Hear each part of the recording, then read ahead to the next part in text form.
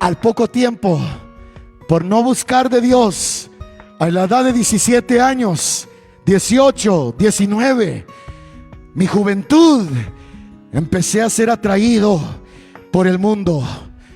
Y no era que yo no conociera al mundo, pero aquel que se descuida se lo lleva la corriente de este mundo. Y así pasó en mi vida. Por muchos años viví en el pecado.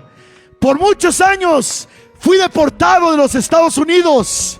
24 años casi tengo viviendo en México. Viví 24 años en los Estados Unidos hasta que me quitaron la residencia y me deportaron por toda la vida. Bien lo que me dijo mi padre: deja de andar en esa vida porque te van a sacar de los Estados Unidos. Y yo lo juzgaba como loco. Pensaba que no era cierto. Y al poco tiempo murió mi padre. A los 3 meses o a los 2 meses ya estaba yo siendo buscado por la ley para sacarme de los Estados Unidos. Corrí por muchos años. Corrí por unos años escondiéndome. Y me acuerdo que ya en ese transcurso de tiempo asaltaba, me drogaba, hacía cosas traficando droga. Me venía para México y traficaba droga y me pagaban una miseria. Al poco tiempo, hermano, hice algo que estaban buscándome para matarme. Estaban poniendo $10,000 precio a mi cabeza porque me había llevado un carro lleno de droga y ya me andaban buscando. Pero por la gracia de Dios estoy vivo. Hermano, esto pasó en Tijuana, en una discoteca muy prestigiosa, muy conocida. Me metieron a la oficina y ahí estaban cámaras y según eran, hermano, lo voy a decir, de los mentados Arellano Félix. Y me acuerdo, hermanos, que no sabía ni lo que estaba haciendo. Pero después de eso me fui con el carro, hermano, y Dios tuvo misericordia de mí. Y al poco tiempo, hermano, viví aquí en México y empecé a inyectarme. Empecé, hermano, a fumar cristal. Empecé, hermano, a hacer maldades. Conocí, hermano, las calles. Caminaba por Tijuana, Rosarito, Tecate, sin dónde quedarme. A veces me quedaba en un picadero. Un picadero es un lugar donde hay muchos hombres drogándose. Ahí me quedaba. En los lugares donde pasa el río, habían ahí unos arbolitos y ponían cartones y cobijas y ahí nos tirábamos y compartíamos la jeringa, todos ahí. Y hermano, después de eso empezó mi vida a empeorar. Empecé a irme más para abajo. Empecé a comer de la basura. Empecé a vivir, hermano, una vida sola. Ya mi familia no quería saber nada de mí. Mis hermanos no querían saber nada de mí. Pensaban que me iba a morir en pecado. Pensaban que me iba a morir en las drogas. Y al poco tiempo conocí una mujer, la cual trabajaba en una cantina y me traía dinero. Y yo ahí, hermanos, agarraba ese dinero y me seguía drogando. Y me seguía drogando. Pero dentro de mi corazón había un deseo de volver a Dios, pero ya no podía. Yo sentía que ya no podía, que había condenación para mí, que ya no había esperanza. Y seguí viviendo así. Y no podía cambiar. Y no podía ser diferente. Y me acuerdo con el tiempo, viviendo en la casa de mi madre, que vinieron a tocar un día por la mañana. Me tocaron y le dije cuando contesté la puerta: ¿quién es? Y me dijo: soy Julio, tu hermano. Y cuando yo oí eso, dije yo: algo está raro aquí. ¿Cómo que mi hermano va a venir a verme después de 20 años? Después de 15 años, algo así. Y me acuerdo que volteé por la ventana y miré ahí unos pelones con unos radios. Y yo dije, me dijeron que me iban a mandar a la isla de Cedros, la que está en el mapa de Baja California. Hay una botita así de ahí de la punta, te suben a una barca y te llevan a una isla. Y me acuerdo que me vestí rápido y me puse mi ropa y me puse mis zapatos y agarré un cuchillo y abrí la ventana, le tumbé el screen, la tela esa.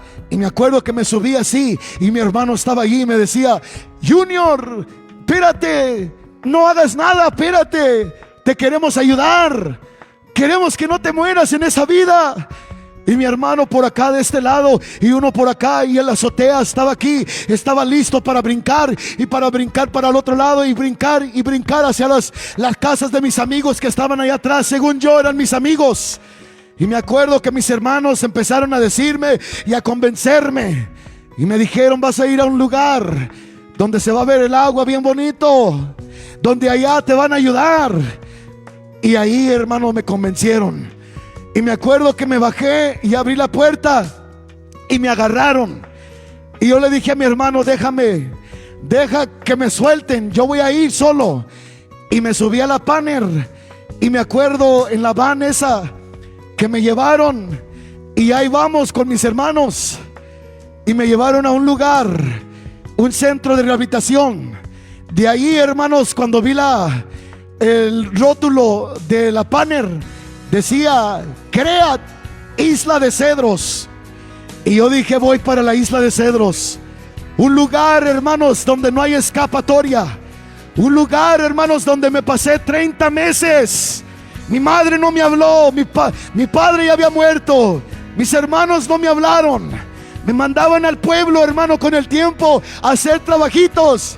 Y miraba yo el teléfono. Y, hermano, no tenía a quien ni hablarle. Yo lloraba a veces en ese lugar y me sentía, hermanos, como que mi familia me había abandonado. Mi madre me había abandonado en ese lugar.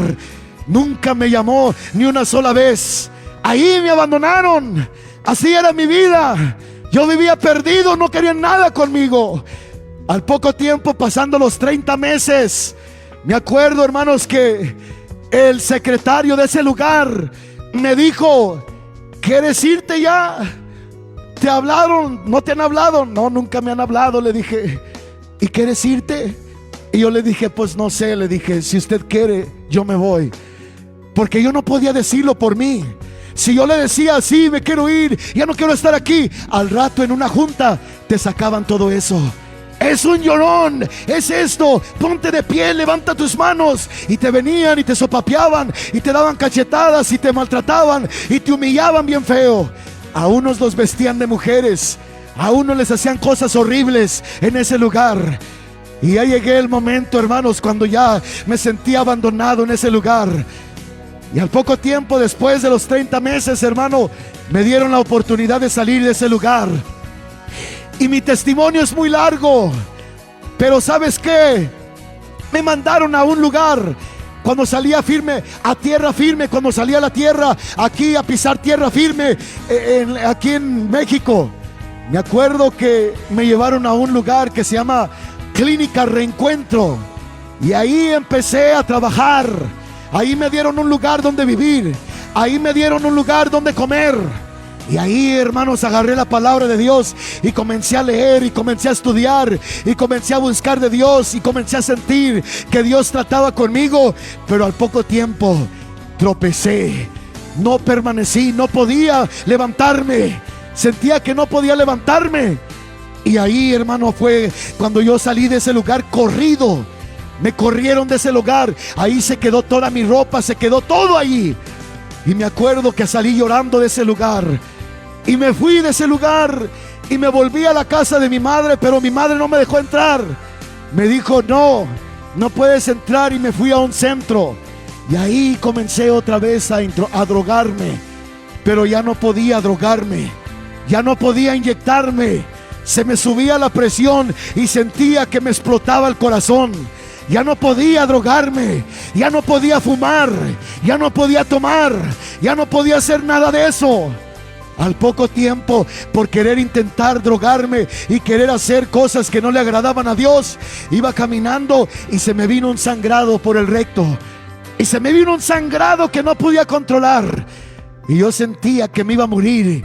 Y empecé a decirle a Dios: perdóname, Señor, no me dejes morir. No quiero morirme, Señor, porque sabía a dónde me iba a ir.